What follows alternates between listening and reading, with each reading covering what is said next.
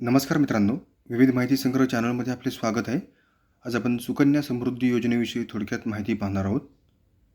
मुलींच्या कल्याणासाठी पालक किंवा कायदेशीर पालकांद्वारा मुलींच्या नावाने खाते उघडले जाते.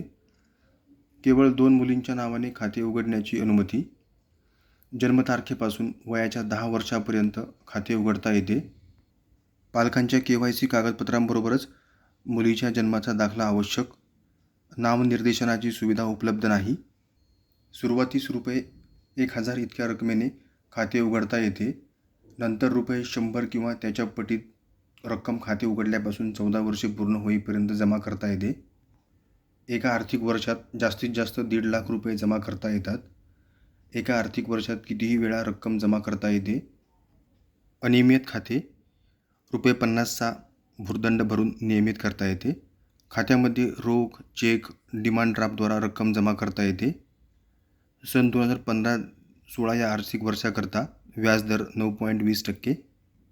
सरकारद्वारा अधिसूचित केलेले व्याज चक्रवाढ दराने खात्यामध्ये जमा केले जाते. 18व्या वर्षी लग्न झाल्यास खाते मुदतपूर्व बंद होते. खाते परिपक्व झाल्यानंतर देखील बंद न केल्यास ते बंद होईपर्यंत नियमानुसार व्याज मिळते आणि खाते उघडल्यापासून 21व्या वर्षी खाते परिपक्व होते. धन्यवाद मित्रांनो, संपूर्ण व्हिडिओ पाहिला त्याबद्दल. व्हिडिओ आवडला असेल तर लाईक, शेअर आणि सबस्क्राईब करा.